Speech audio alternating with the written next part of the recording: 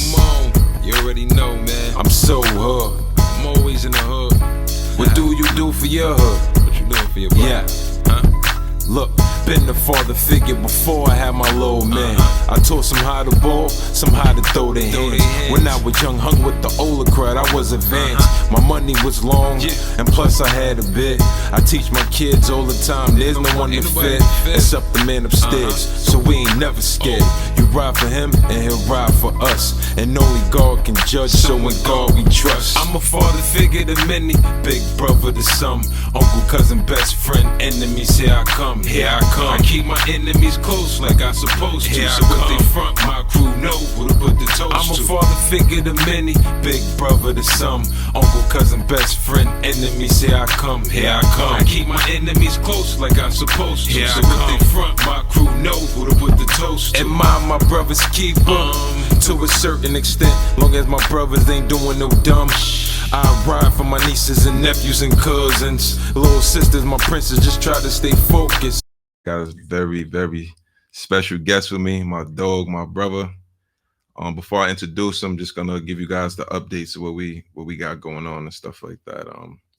So this upcoming Saturday is our championships for our development league. Shout outs to all the teams who advanced, Box Out, Wolfpack, Trust the Process, Young Kings. Congrats to y'all. We see you Saturday. I have DJ Uptown there. He's gonna be playing some music. We're gonna have an R&B Saturday in the gym. First time we ever done that.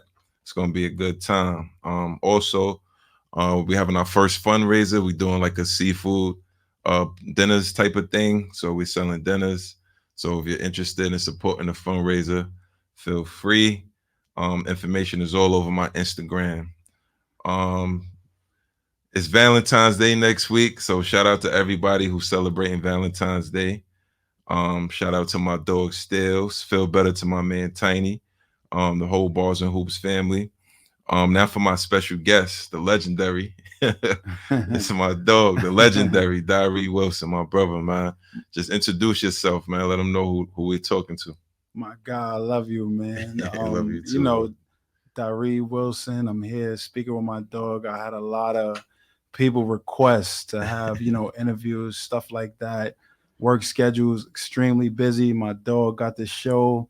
Amazing. I seen a couple of episodes. If I was going to do it the first time, the inaugural, I had to do it with him, man. That's why I'm here today. I appreciate you for being here, man. You know what I'm saying, how's life treating you, man? What's going on? Like what's new in your world, man? Like life is not bad, man. I can't complain. Like I said, as you get older in life, you just start really being thankful for the smaller things in life. I think we all went through it. Being younger, you young, you think people that's 30s, 40s, or yeah, old, whatever the case may be. You start understanding as you get older, it's a blessing. Like every single, every single year, you're able to see, another day, another year, another lap around the sun. It's a blessing. Life is in a very, very good place right now. I will say that, definitely. Man. It's great to hear. It's great to hear, man. One of the first things I ask all of my guests when they come, man, if you had to describe yourself using one word, what would that word be and why? I'm gonna go with what you say with the people who know me say. I would say legendary, and I would say that in a sense of not because I've accomplished or done anything that nobody has ever done, but at the end of the day, I think all of us coming from the places we come from in a city, a lot of people have family issues, single parents. I mean, even if you have both your parents or whatever the case may be, to get past some of the circumstances and the trials and tribulations that we we were able to conquer. I take that as something legendary. You start thinking back at life. Life is hard, man. It ain't easy, man. Like, what I'm saying? It throws things at you here and there that you can't expect. Some days you could be mountain highs, and then other days you could be valley low. So I would definitely describe it as legendary. That's what's up, man. Legendary, and that's what you are. My God, thank you. I love you. I appreciate you. Fact. Shout out to everybody that's checking in. Much love and thanks for tuning in, man. So real quick, I got a segment. It's called 21 Questions. I ask you 21 questions, rapid fire. You answer them in a single word or the least amount of words as possible. Single word. We on Bars and Hoops Radio, so there's gonna be some questions pertaining to music, and then it's gonna be some pertaining to sports, the basketball. You know what I mean? All right, we're gonna start it. So the very first question: who is your favorite rap artist of all time? Jay-Z. All right, who's your favorite rap group? Or who's your favorite Mobb Deep? All right, Big Queens. I love it, man. Who's your favorite R&B artist or group? It's tough, man. R. Kelly, man. We keeping it real. You gotta keep it real. Man. R. Kelly's that guy, man. He's that guy. All right, who's your favorite artist today? Any genre? Artist today, any genre. Honestly speaking, I like Little Durk. Yeah. I like Little Durk. Yeah, I like Durk. All right, Durk is dope. Favorite TV show? TV show is tough, man. I grew up when TV shows was TV shows, man. It's reality TV nonsense, man. I grew if I had to pick one, I would say probably I can't pick different strokes, man. Different Strokes is a good show, man. All right, that was definitely a good one. Yeah. Top 2 favorite basketball movies. Top 2. Favorite basketball movies. Shout out to Spike Lee. He got game. I would definitely put that in there. Yeah. But also it escapes me right now, but it was a documentary like with Arthur Agee and I forgot the name of it. It was like it was a documentary. I forgot the name. Maybe they'll come back to me later, but it was a documentary. It was good. Your favorite NBA basketball team of all time? And you could pick the year. It's the Bulls, man. Any year that Mike was on the Bulls, those championship runs, like I said, like you speak to the kids nowadays, and obviously they love LeBron, Kobe, or whatever. I actually got to live through that to see Michael, and ain't nobody lace him up like that boy, man. All right. So with that said, who's your favorite NBA basketball player of all time? Man. I know everybody in the world who know me is what you call it right now. Like I'm gonna say it. I think personally, talent wise, like anybody who knows me knows I love LeBron. I got a great deal of respect for what he's accomplished in the game. And like I said, I say that humbly because at the end of the day, we looking at a 18-year-old kid who was compared to a phenom, Michael Jordan, and honestly, I could imagine being that 18-year-old kid and you'd be like, damn, that's amazing. Yeah. But in all honesty, when you think about it as an adult, that shit is unfair. Like that motherfucker did shit that was the first of, you know what I mean? Basketball player wise. But I mean, at the end of the day, like I said, I seen Michael Jordan. I would never disrespect, and he's the baddest to lace him up. He's the baddest to lace him up. Your favorite NBA team to watch today? NBA team to watch today? It was crazy. We went to a game. Me, the General S and Maul. Shout out to my guy for we went to the Barclays the other day. I got to see Steph Curry live in action. Damn, like and like I said, I know a bunch of NBA guys. A lot of my guys went to the NBA. Right. But to see him, like I said, it was like, God damn, like like people don't understand it. Like if you know what I mean, even the people who play sports, unless you see that up close and personal, team wise, present day, they don't do it for me. I'm not gonna lie. I like players. I'll be honest. It ain't. They don't got the dog in them. All of them, man. All right. So who's your player? Player today? It's LeBron. Present day, it's LeBron. Definitely. Okay. Definitely. Who you got in the finals this year? If I just had this conversation. I just had this conversation today. Like I said, I like the Clippers is gelling. The Clippers is really gelling. For whatever reason, Boston just can't get it right. But I told somebody this thing. I'm gonna say it here today. I actually think Minnesota's gonna win the championship. I don't have an outright favorite. I don't have an outright like the way they hooping. And don't get me wrong. Shout out to Joker. Joker, and they got the same team, but for whatever reason, I like them this year. I think Minnesota got the edge. Yeah, I do. Yeah, I'm with you. Yeah, Edwards is a dog, man. He's a dog. Different. He's a dog. They saying that's Joe and Son. Yeah, it might be. I thought it was Jimmy Butler a couple of years ago. It might be. Right. All right, if you had to pick an NBA player to compare your game to. I mean, like they say, you know, you kind of remind them of this kind of a player. You know what's crazy? My college coach, shout out to Jeff Rulin or whatever the case may be. You know, he played in the NBA for quite a few seasons, Washington Bullets, stuff like that. Yeah. He told me that I reminded him when I was in college, I reminded him of a young Clyde Drexler. Obviously, he's seen basketball a lot. So, like I said, for anybody who's seen me play or whatever the case may be, it's like I'm just going one way. Like I'm not playing with the ball too much. I was getting to the basket, jump high, whatever the case may be. And after he told me that, I went, you know, he also provided me a bunch of film. So I looked at him. So I'll say Clyde. All right, dope. I believe that too. Now, since he's saying that, now I'm looking back. Yeah, I can see that. What was your best year of your basketball career? You would say, like, what age or what grade?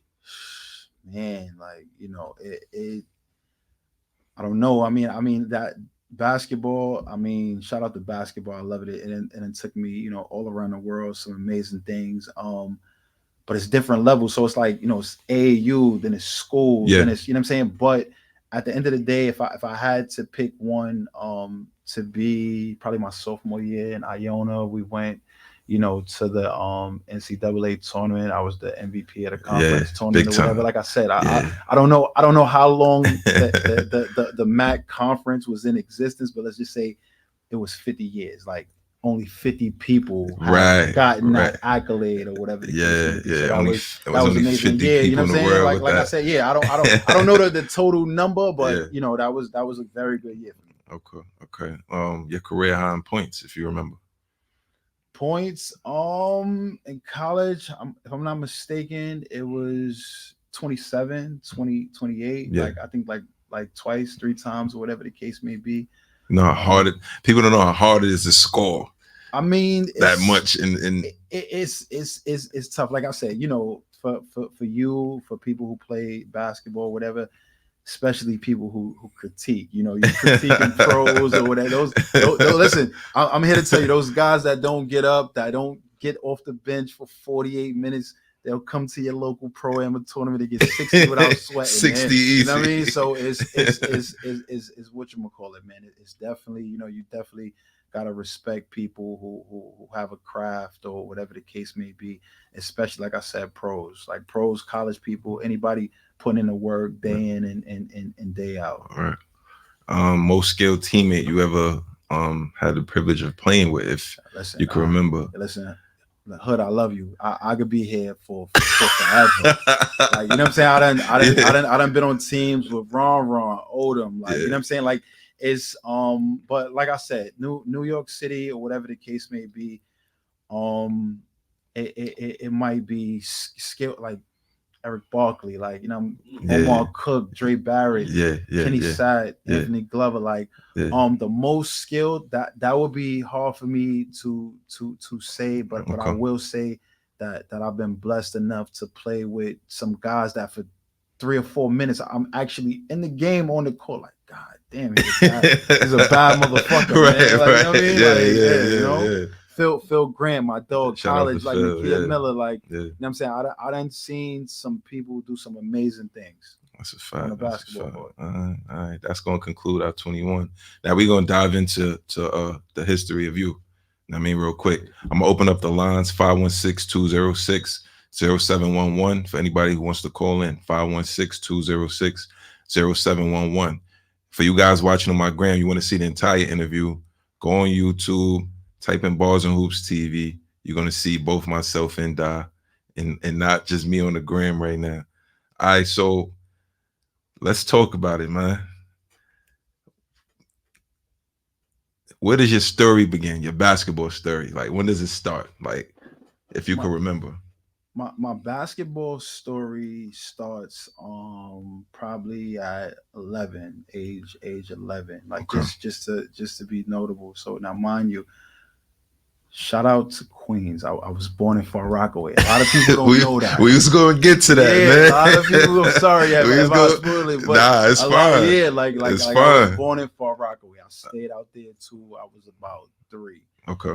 Moved to the Bronx. Got it. Unbeknownst to me, my uncle, James Pookie Wilson, one of the best street ball players Right. ever, nicknamed MVP. Anybody who's familiar with, Rucker Park, New York City basketball, whatever the case. I'm talking about a real Mhm. living legend. Like the way his story is told, that my life probably should have been a little different if he could have, if he could have straightened it out, Right. school stuff like that, or Right. whatever the case may be. 11, my homeboy, I was living in the Bronx, Boston Road. My homeboy, Ronald, was like, yeah, I'm going to, work out or whatever the case may be, Riverside Church. So Okay. it's like, yo, come, like, whatever. I was tall, I probably grew like between 11 and now, probably only like 3 or 4 inches or whatever the case was. Like, yo, come down or whatever. Okay. So Okay. went down to Riverside Church, went to those practices or whatever the case may be. Wasn't good at all. It was terrible, Okay. actually. And that's really where my story begins at. That's what's up, man. If you could remember, just to talk about it a little bit, the schools that you attended, elementary, middle school, before we get into your high school career. Okay. So after, like I said, going down to Riverside Church, I'll never forget first tournament game after a couple of months of practice. Yeah. Ross Strickland tournament in the Bronx, Mitchell Okay. Project. Shout out to Mitchell Project. Shout out to Mitchell Projects in the Bronx. My son, he played for Milbank. My son Chopper, dog. I mean, at the time I didn't know him, but like in that feeling, I just remember like I can't do nothing with this. Right, like, right, I'm right. saying? Like you gotta get better at this or whatever the case may be. So How old are you at this time? Would you say? This is about 12. 12. Okay. 11, 12. So this school wise, like I went to PS5. Speaking of PS5, shout out to everybody. And Hilltop, PS5 has some of the best basketball runs ever. Shout out to Nut, one of the best DJs in New York City, LA Love, Bob Joe, and Executive Nick, like what I'm saying, Hal, like General Greg Sal. We used to be out there. So before I got to a level where I'm playing great organized, those are the guys that I just named that never went to school, nothing like that, played or whatever the case may be, that helped me hone my skills on a blacktop every day, to where it's like, before I could think about playing in front of thousands, if I can impress these guys, that was it for me at that time. And they made me tougher, got me better, or whatever the case may be. So PS5 elementary, then I graduated. I think I went to I think it's CS 146 now. But then about 13, I started getting good. Getting real good. Yeah, that's so that's what we want to know. Yeah. So I started getting real good. And in 8th grade, I went to a school that my son happened to attend, but also Dre Barrett went there. A bunch of people went there. My son Tony McCoy, Majestic Map went there, if I'm not mistaken. Mount Carmel Holy Rosary is located in Harlem, New York, 120th Street and Pleasant, down a block from Manhattan Center. Manhattan Center also produced a lot of great people. Kev Morris, Richie Parker, like what I'm saying. So I got in there 8th grade. I don't think we lost the game. I'm positive we didn't lose the game, and I just got I got a lot better. Riverside Church sponsored me to go to the school, and my basketball career started taking off from that point. From that point, yes. All right, so I know how it is in middle school. You know what I'm saying, like 8th grade. Yeah. Every single high school in the city wants you. Yes. I mean, every single definitively. Yeah. Definitively. So, like I said, it started clicking on all cylinders. Every high school, like I said, I'm a Bronx guy. Yeah. Definitely, I definitely had the option to go Queens to guy, man. Yeah. Yeah. Queens guy, right? Yeah. A little bit of Queens guy. But it definitely was written after I said that's my first year in a parochial school, Catholic school, Mount Carmel, Holy Rosary, uniforms, ties, stuff like that. Yeah. Great time. So now school comes into play, the high schools. Bronx, you got All Hallows, you got Cardinal Hayes, you got St. Raymond's. Then you have schools like up north, like Westchester, you got like Salesian, which is in Westchester. You have Rice, which was in Harlem, New York, or whatever the case may be. So now, I'm in 8th grade during the Felipe era, right? During the Felipe Lopez era. Right, so I'm in 8th grade during that era. I'm a Riverside kid. Yeah. You know what I'm saying? Like a lot of people that was from Riverside, we tended to go to Rice. I had a great coach, Riverside Thurman player, amazing guy, like a real, you know what I'm saying, like father figure. When I was young, I know he meant that to a lot of guys throughout the city or whatever the case may be. So, sort of like my mentor too, asking about schools, like I said, getting extremely good, starting to branch out, go to these camps, so forth and so on. And, went to visit, went up there, the coach at the time, Louis DeMello, conversations. Yo, listen, kid, you got, like we having conversations, and after seeing it, like you start to, think about it, like going there a few times, it's like, you could be part of history. This shit right here is like, you know what I mean? So made the decision to attend Rice High School in the fall of 94. Right. 94. All right. So let's talk about your high school career now, man, because you did some amazing things throughout that time. I mean, you were still playing AAU ball. Yes. But you was also putting on for your school. So what kind of student was you at Rice? Like I was a good student. I was a good student. Wasn't, like I definitely, I don't, the numbers, I guess 3.0 maybe, something like that. Definitely never had a problem in school, stuff like that. But now, like I said, once I got to school, you right, I did. So now you get the Rice. Like I said, this is the Felipe era. So now mind you, that Felipe, mind you, he went crazy. I mean, best thing that we ever seen at the time, whatever the case may be. That year, as Felipe graduated or whatever the case may be, I get to go to the McDonald's All-American game, which was in St. John's that year, or whatever the case may be. So now I think, if I'm not mistaken, it's like Paul Pierce and Tom Walker. Right. You know what I'm saying? I'm looking like, and we there, and we like, God damn, like, you know what I'm saying? Like I said, you sit, even present day now, you sit in the stands, and mind you, it's like, you play the game, but the shit looks so fast. You see them playing. Like, now mind you, I'm looking Andre Patterson. I'm looking at like guys that's Rafe LaFrance. These are guys who obviously they went on to be, some of the best players in the world at the time or whatever the case may be. So for me, it's like, I can't wait to get my turn. Like after 4 years, this is, you know what I mean? This is what it is or whatever the case may be. Yeah. So it was great. So, school start, whatever the case may be. Lou DeMello left. He got another job somewhere, whatever the case may be. They brought in Coach Mo Hicks. Shout out to Mo Hicks, Shout out to Mo Hicks. Mo Hicks, in his own right, great New York City basketball player. Did some amazing things or whatever the case may be. As I told you, my mentor, Thurman player, he also came over to the Rice High School staff or whatever the case may be. So now, one of the top guys in the city, freshman in the city. Yeah.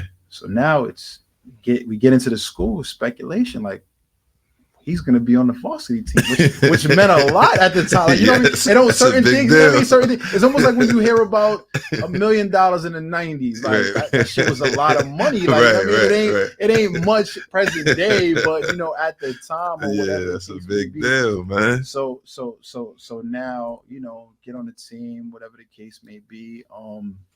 We having workouts, it's that and the third.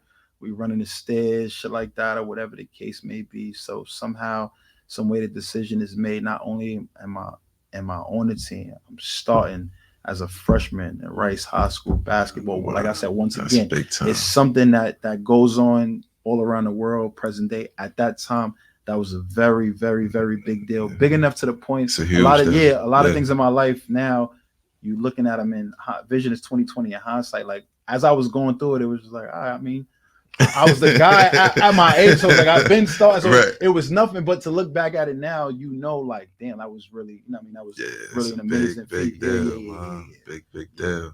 Yeah. So throughout your years there, I mean, you guys did really well. Did very well.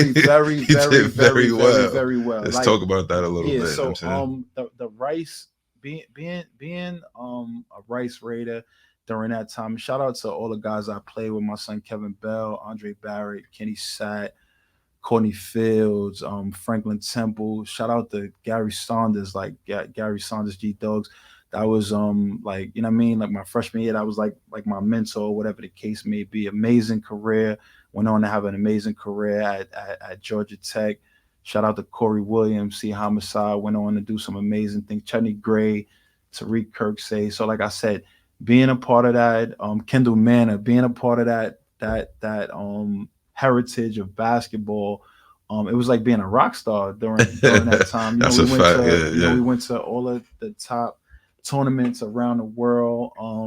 You know what I'm saying? Like we had some amazing games like that I've been involved in. It was amazing. Like, you know, scouts, everything. Anthony Glover, like shout out to my dog AG. It was an amazing time. Like I said, it was an amazing time. And like present day, my son is in high school. I tell him like, yo, he don't play sports. He does, you know, other kid stuff. Tell him like, yo, enjoy these 4 years of life. Like you meet some of your lifelong friends. It blows by in a flash. But it was great. Like I said, you know, we had a game. We beat. Shout out to my dog Kenny Satt. Like I think St. Anthony's, they was on a streak, like a 60-game streak or something like that. I don't remember whatchamacallit. We snapped that shit in Jersey. I ain't gonna lie, that shit is almost like winning a game in the middle of Chicago O Block and getting out safe at the time. You know what I mean? Like it was just something that wasn't happening. St. Anthony's wasn't losing at home. Nah. And we was able to get in there and get a win. Countless other tournaments. You know, Myrtle Beach, you know, like just a amazing thing. Nationally ranked, damn near every year, if not every year, 3 out of 4 years, but I'm almost positive it was every year. Never the national champions, because obviously it was talent all around the world, but we had some amazing times. We won 2 out of my 4 years. So I think was it 2 out of my 4 years, or it could have been 3. I don't know why that's escaped me right now, but I had amazing time at Rice. Amazing. So real quick, man, quick story. So I met you at work. I mean, and we go away to the men's tournament. We go to Atlanta that we go to every year, and we snap a picture for the first time, and I post it. And I'm a Queens guy. You know what I mean? I'm a Queens guy. And all of my Queens guys that was guys in the basketball world knew who he was off the rip. Like, yo, son, that's the legend. You know what I'm saying? Like that's when I knew, like, oh yeah, we got one. We good. You know what I'm saying? Nah, that's dope. Shout out to everybody who hit you off that post. Like I said, I'm not one of the guys that you're gonna find around. It's just like you said, like when we at work, you know, we at a place in which it's just like you said, anybody that's running around telling their own stories, waving them off, is like, you know what I'm saying? Like you can't like, you know, people gotta tell those stories, tell those stories for you. So like I said, that's a fact. The game of basketball has been amazing for me. I mean, even to present day. I've met a lot of amazing people. I've got to go all around the world, see some amazing things in life. And like I said, everything that it was supposed to do for me, it did. You know what I'm saying? Anything that it did. And like I said, even when people, they ask like, yo, you play ball, you didn't want to go to the NBA. Everybody wanted to go to the NBA. Everybody wants to go to the NBA. That's not like we're talking about a profession, even present day. We're talking about under 450 jobs for it's probably a couple of 100 million people who aspire to have that dream. So this is why I let people know when you critiquing, especially the pros and stuff like that, I remember, like, you know what I'm saying? And I'm saying this only because even present day, you know, working out, you know, you're getting older in age or whatever. I remember taking my body to the point of like it breaking in order just to be in shape with these guys. So like I said, you want basketball stories. So now as I'm getting good, you know, as I'm getting better and better and better, whatever the case may be. So now in New York City, you know, shout out to my son Clario, who you know, like, you know, like, you know, you top you top 5 8th graders in the city, which is great. It's great. But now, as you start getting better, start going to 5-star Homesdale. You start going to Nike All-American camp. And it's like you start seeing these guys that you read in the streets of Smith, like, oh, he in front of me, we're going to see this. So now, like, I tell funny stories. So now, like I said, my guys is NBA guys that is amazing. You know, Kenny Satt, Omar Cook, LO, Ron, whatever. Anybody, Elton Brand, my guys, like, you know what I'm saying? So now I've seen these guys, like we played together, but now you go out of town. So like I tell somebody, I think I was in Phoenix. The first time I seen Tayshaun Prince play. Now mind you, Tayshaun Prince. Now mind you, we 14 at the time. Niggas 6'9", 6'10". He's coming. He's taking 2 steps over half. Slingshot. Shit is like nothing but net. But now he's like the shit that we see now, like, you know, like it's almost like me seeing him is the first time some people seeing Wemby. Two dribbles to the rim, dunks, and you like, you know what I mean? Like, so I seen Baron Davis. Like Baron Davis might be a year ahead of me, if I'm not mistaken. Yeah, maybe 2 years ahead of me, whatever the case may be. Like I think it's in Nike All-American camp with the top niggas in the world. Like, I mean, it's not even funny. Like I can't even tell you the shit that was going on in these camps. Like, you know what I mean? And you get to see these other people that you only seen based on a name on a paper, and it lets you know, like, oh, nah, my nigga, you gotta get in the gym, my nigga. These niggas is dead. Because I mean, some of these, like I said, and this is real. Like I said, I know like Dre Barrett, Kenny Satt, they gym rats. They in a gym all the time. Like if you want to be not only in basketball, that's why I say I like you asked me about life earlier. Not only in basketball, but in life.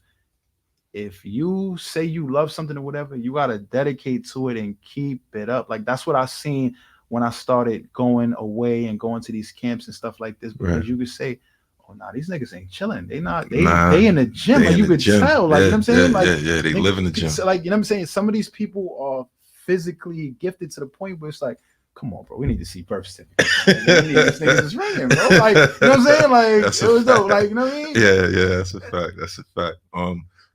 Let's talk about the transition from high school to college. You know what I mean, like I know because you had a great high school career. I know there was a lot of schools that was knocking at your door.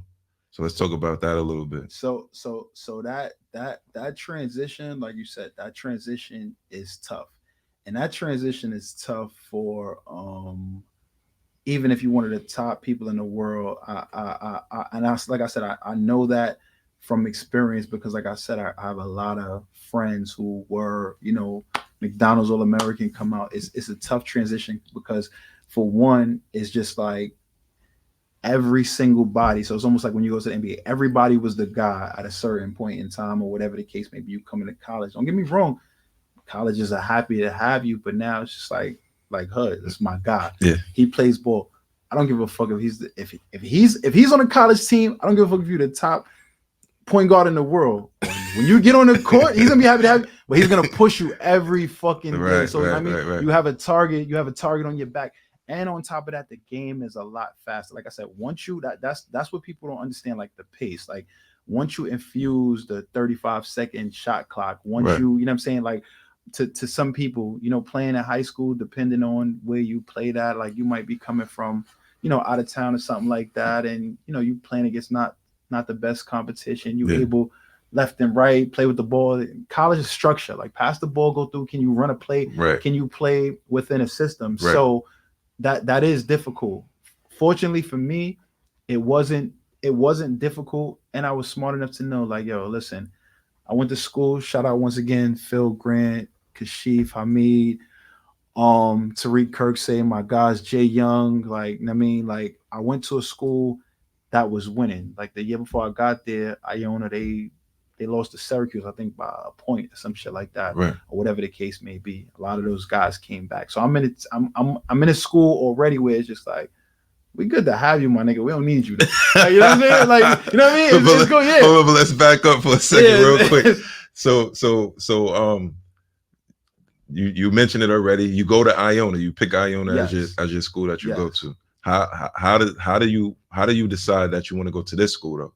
Out of all of the other schools that because like I said, I mentioned Jeff Rulin earlier, and I was at a 5-star Honesdale session or whatever the case may be. So I was there. You know, that's when a lot of the city kids go up there, whatever the case may be.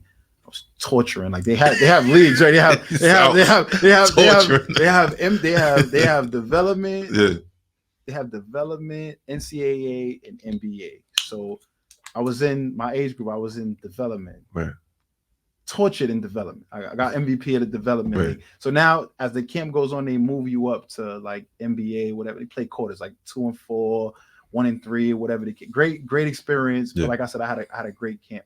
Jeff Rulin was one of the counselors there. Gotcha. And he told me, he was like, "Yo," he's like, "in a couple of years, I'm gonna be a college coach. I'm gonna come back and So it's like life is crazy. Yeah. Just the fact that he was in that position, and also he wasn't when the recruiting was going on. He wasn't. I think the coach name was Tim Welsh, if I'm not mistaken, or whatever. Like I said, Iona had a great year that year, cool. And he got another job. So it went from him recruiting me as the assistant to him being as the head coach, and it was just like I never forgot that. Yeah, there, UNLV, University of Virginia. Fordham, and it was one other school or whatever the case may be. But that story stuck in my mind, and it was just like I was comfortable going. Like I said, me and Tariq played together at Rice. Yeah. I knew Phil Robeson, right. Whatever the case may be. So it wasn't a bad choice. It wasn't that far away from home. You know what I mean? Like I was comfortable in making that decision. Right, and then as a coach being there, I made it that much better. I made it that much better. Like he was gonna be there already, but like I said, the fact that the guy got the head coaching job somewhere else, he became the head coach. So it was just like, all right, fuck it, that's what we going. That's what we doing. Right, let's talk about your your memorable moments. I mean, the highlights throughout your college career. I mean, because you had like I did my homework, and I mean the stat line was crazy. You was filling the scoring column up, rebounds, everything. Memorable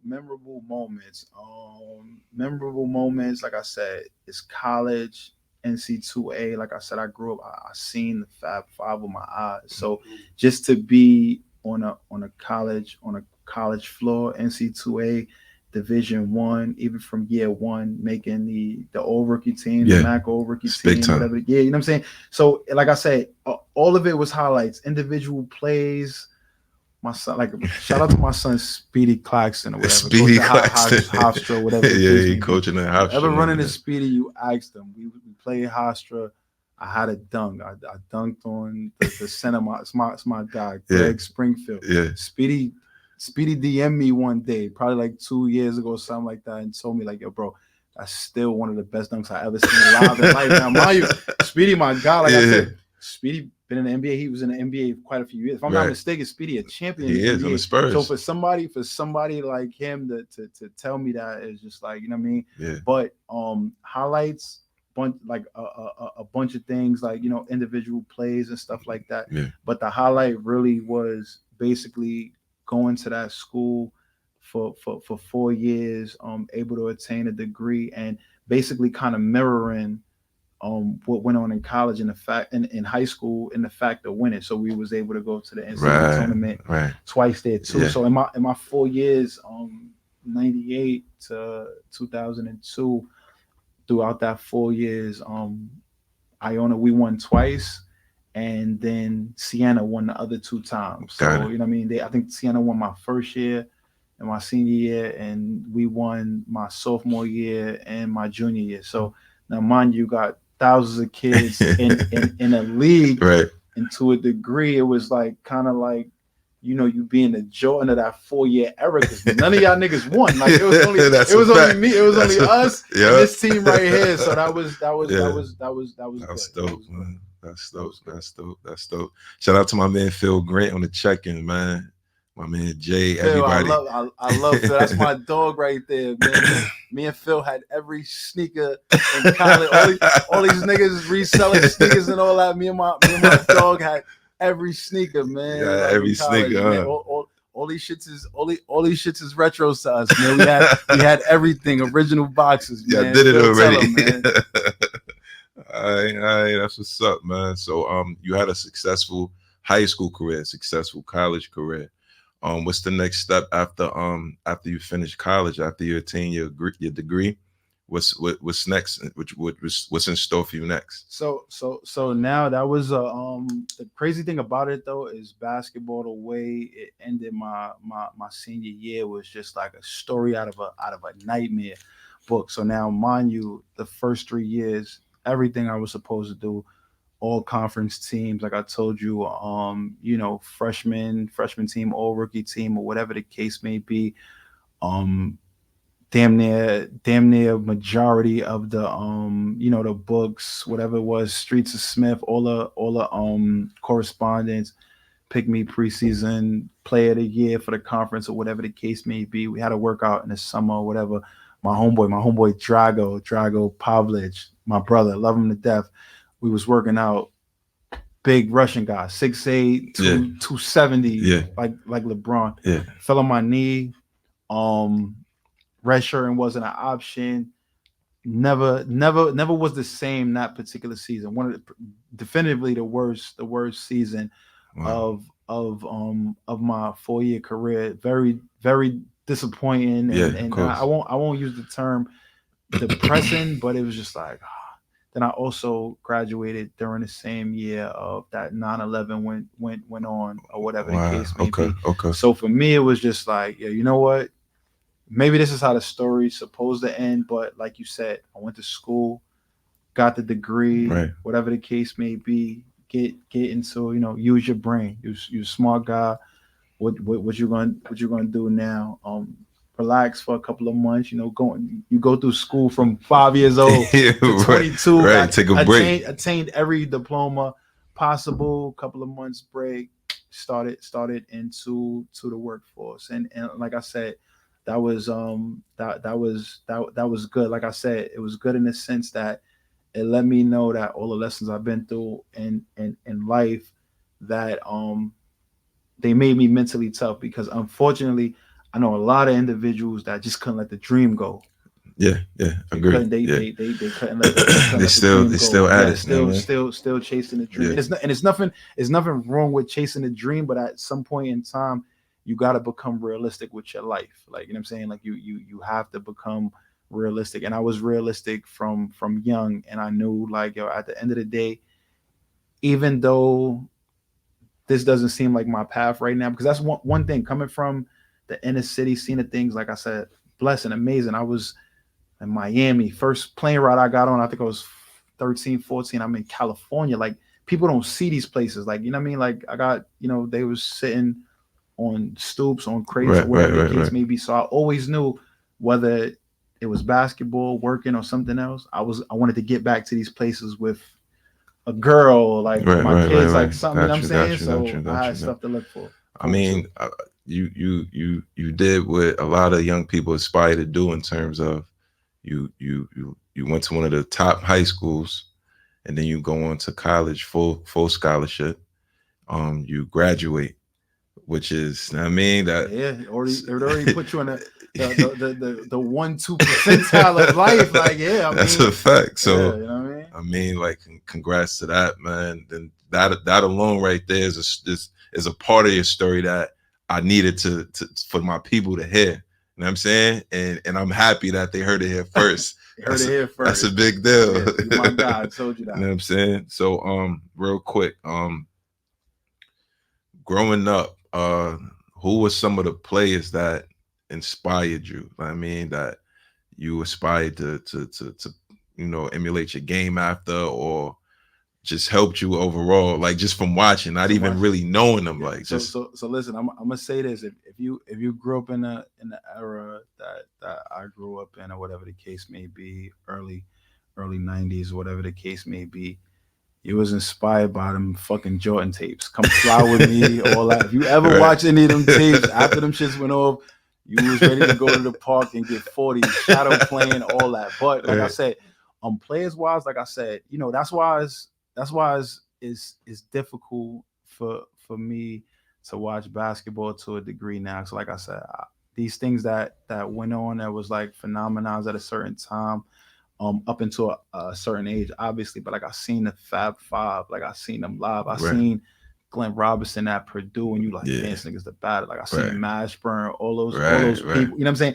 Like these people that a lot of the kids present day wouldn't even know. But it's like like we've seen it, and we saw what they did. We've seen it before. So I found like, as somebody who was in love with the game of basketball at a certain time, it wasn't hard to find inspiration, because like you found inspiration on every time you seen the game. Like I said, I seen the Duke team, I seen Grant Hill, to like, God damn, this motherfucker, he's 6'8", like he's doing, like, you know what I mean? Like, so you get to see.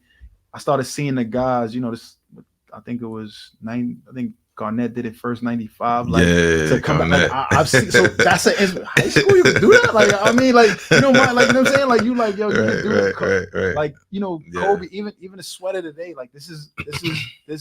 I had this shit in my closet. I never call it, but you know what I mean. Like, be honest, Kobe dying that day, that shit was like a sad day for me personally. Like, I think for many people, because although not knowing him personally, he's somebody that I grew up with, in the sense that I seen, you know what I'm saying, whatchamacallit, like I seen his historic rise in not only basketball but in life. Word. So that was heartbreaking. It was those guys were definitely inspiring though, because like I said, when you've done something, even if you don't get to do it at the level that you wanted to do it at, when you see people go through, if you get to watch it, you respect it, because you know what it took for that person to get there. So, you know what I mean? Seeing those guys go through their basketball journey. And like I said, even personally, like, seeing people that I'm practicing with every day, Dre Barrett, Andre Barrett, Eric Barkley, Ron, my God, Queensbridge, I know his story. Like, you know what I mean? Like, on a different note, like, I remember, I think we was in Colorado at the time. We on a trip. He get a call, found out that, speaking of Ron, that his sister passed away. I remember that being in a room when he get that call that he has to go back home. So to see him and his family, make it, from New York City, it's big. That's big. Wow. That's big. That's dope. That's dope. That's dope story, man. Social media era. Imagine. I don't want to imagine. I can't imagine. He said, can't imagine. He said, bro. I can't imagine. Can't imagine, man. You know what I mean? Because all of the stuff that you was doing, man, like, if that platform was available for just your group, how crazy would it be, man? Yeah, listen, man. So shout out to social media, man. Like, like at the end of the day, social media has changed the trajectory of a lot of lives. And at the end of the day, I'm not going to say and debate errors or anything like that, or whatever the case may be. But at the end of the day, social media, by all accounts, has magnified countless things in this generation. And it serves an amazing purpose when used right. On the Correct. Other hand of social media, I don't like some of the characteristics about it, because at the end of the day, so even you, like, what I'm saying, like, at the end of the day, I know you personally, so I know you're an inspiration to a lot of people, myself included, since I met you. But now, whoever's watching this podcast or whatever the case may be, they're just seeing the finished product. They don't know what it took for you to get, and that's what I don't like about social media present day. Like, at the end of the day, in certain points in times, we're seeing the finished product. I don't care if we're talking about rappers, athletes, this, that, and the third, whatever the case may be, rapper, singer, whatever. You seeing a sold out arena, but you didn't see when nobody showed up. They was just in there open it for somebody and there was only 10 people in the crowd or whatever the case may be. So depending on how your vision and your view of life, social media can be a negative thing, but it can also be a positive tool used to magnify and grow your business and your brand in amazing ways. Agreed. It's good stuff, man. Legendary. My man. What advice you have for parents of student athletes? Like, what advice would you give to the parents? And I'm gonna ask you that, and then I'm gonna ask you what advice you're giving directly to the student athlete. Okay. So for the parents, we get it, and I say we get it, meaning like to you, your child is the best player in the world, and you're supposed to feel that way. I would be biased too, in that regard, but you also have to understand that, you know, these coaches, a lot of them, especially the ones with good intentions, such as yourself, and a lot of times they know what it takes in order to get your child to the next level. And like I said, I played on teams in which, you know, like, God damn, like I said, I was the guy a lot, but I also played on teams where it was like 20 minutes was a lot. Like, it's like, you know, that Calipari, Kentucky style, to where it's like, you rotating in every 2 minutes or whatever the case may be, because that's the type of, like, every parent would love for their kid to sit on a court or a field and have the ball always coming to them, shoot the most shots or whatever the case may be. But that's not what it takes, because at the end of the day, it's like I told you, the transition. You going into a system. So even from New York City, we had a lot of amazing guys. So, and think about it though, we always talk about the guys who made it. Right. Think about the guys that we all know in here personally who did not make it. You know what I'm saying? Really, like, really and that was not even really good. That was great. Yeah, like, that was great. amazing. Yeah. But at the end of the day, that comes from, you know what I'm saying, you can't follow direction, structure. You can't be on places on time, this, that, and the third, whatever the case may be. You have to let your child be able to be coached, because at the end of the day, if you are lucky that your child attains a scholarship to one of these big schools or whatever the case, this coach gets a couple of $1 million to make decisions. Like, at the end of the day, if they're nice, they might listen to your input, but their decisions is going to be their decision. Right. You get what I'm saying? Right. So you got to let your child, you know what I'm saying? The best thing you could do as a parent is make sure your child has manners. You know, he's not going to do, you know, certain things off the court, and knows that nothing is given. And, you know what I'm saying? Like, as long as there's a fair opportunity for you to work your way on the court, make the best of it. So like you asked me about college. I knew, like I said, playing with guys like Phil Grant, Tariq Kirksey, Kashif Hamid, they just won the previous year.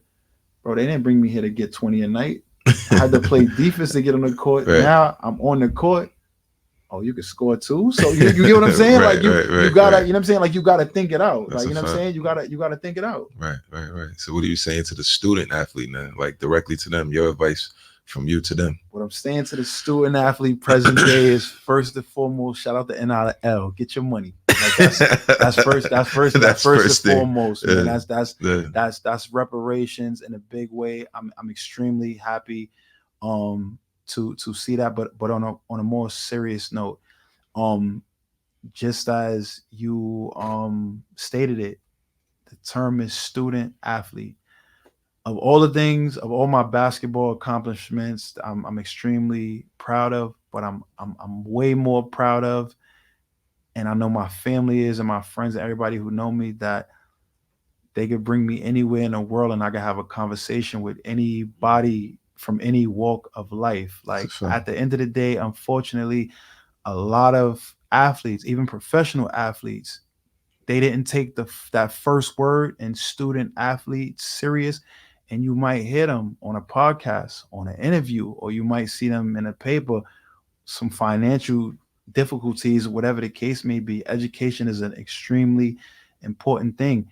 And, you know, at the end of the day, somebody who went to school and collected, you know, a certain amount of diplomas, I don't have a problem saying that, you know, school is not the say or be all for everybody. You know, there are some very successful people that didn't, you know, attend a high level of school. but knowledge is key. Like, you know what I mean? Like you should be able to hold a conversation. You should understand certain things. You should be able to read, you know what I mean? Like articulate yourself, stuff like that. So being a student athlete is extremely important, and it's important for life. So when I have conversations with people like, yo, do you regret? I don't regret nothing, because at the end of the day, the path that I took was the path that was designed for me. Right. If you stay, you know what I mean, there's no traffic in your lane. Like, you know what I mean, your lane is empty, and not going to certain levels in basketball and stuff like that allowed me to understand what life is about, understand finances, how to balance a checkbook, how to understand certain things, the importance of credit, so forth and so on. So, you know what I mean? Education is a good thing. And you don't only learn in school, you learn throughout life. That's learn every single day. That's good, man. That's great. That's great right there. I love it. I love it, man. One of the things that I also ask for is for some, you have to leave our viewers, our followers with some motivational words. Something that can be understood from a young person to an adult. You got it. I know. I got it's it. The legendary, right? Listen. Yeah. I'm a say this. Like, you know, I already gave one. Basically, be yourself, man. You being anybody else but yourself. You acting that can never go right. People gonna respect you for who you are and for what you represent. And the last thing I'm gonna leave the audience with a quote. I don't care what you're going through right now at all. And I know, you know, it's cliche. It's very, very, very much cliche. Even people who might be listening to this on a tough time or whatever, you want that tough time to be over. But I want y'all to remember, in life, the best been through the worst.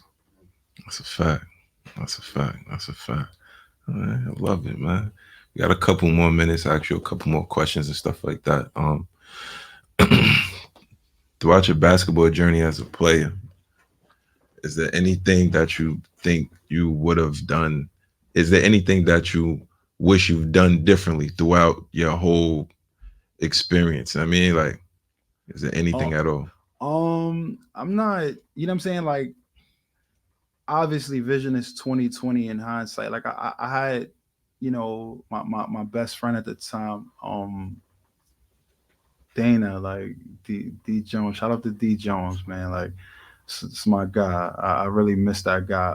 He was really upset with me for choosing Iona, and he was upset with me because he thought like, yo, bro, you could have went higher than that, or whatever the case may be.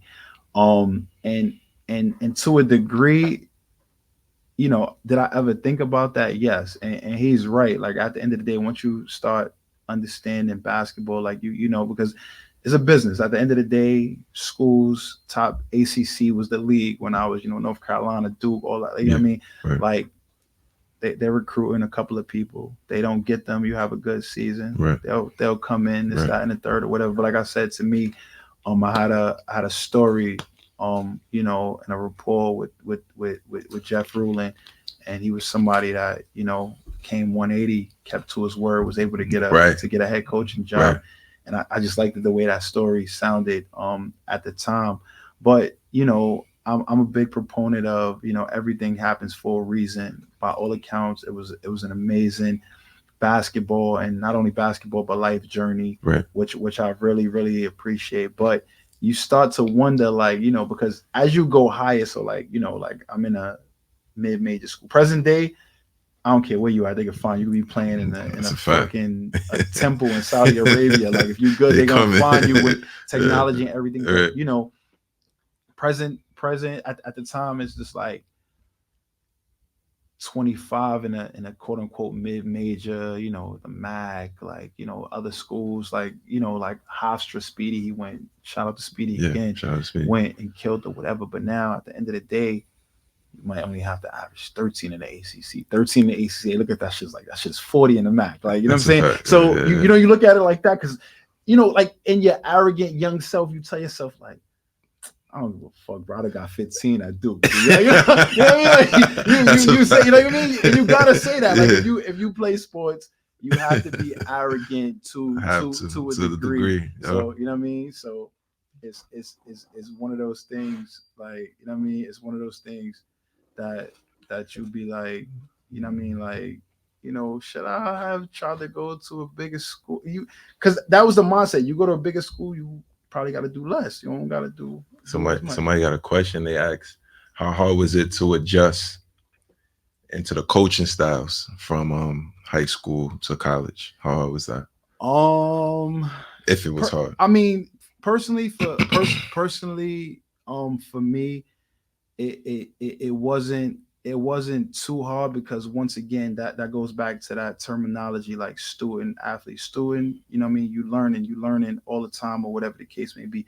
I understand in life everybody ideologies is not the same, but also once you start understanding basketball, you understand the shit is all interchangeable. Same thing with the NBA. Right. NBA, them niggas only running 3 plays, bro. Like, nigga, can you stop it? Like, you know what I'm saying? So we running a motion, we running a flex, something like that, or whatever the case may be. The only thing that I will say that I'm almost positive from the conversations that I've had with all the people that I know, that if you somebody that was in high school just getting buckets, nigga, you gonna attempt to play defense on this team. Like you're not, you know what I'm saying? Like you're not gonna be like niggas, you're not gonna be letting niggas waltz around you. You're gonna have to make some attempt on playing defense if you step into on a college campus. Right. For real. Last thing, man, I want to shout out to my young boy in the song. You saw him play. Yes, that's the young boy. He scored 85 points. Yes, right? Yes, he's a bad man. Yo, listen, Shorty's a bad man. He's getting 40 a game right now at Eagle Academy, Queens, man. Shout out to my young boy. Yeah. Keep going. But yo, that's our time. If you want to shout out anybody real quick. Yeah, I want to shout out everybody. Any and everybody that, you know, was a part of me being or becoming who I am as a man today. Thank you. I appreciate you. You know what I mean? Good, bad, and in between, love, hate. It all made me the person that I am today, and I'm thankful, super thankful, and I'm super thankful to you that we could do this, my inaugural podcast with you, and I'm super proud of you. Everything you do for these kids or whatever the case may be, you definitely somebody that I look up to. Appreciate you, brother. Much love, man. It's the AMF show. Coach Javon, we out of here, man. Peace.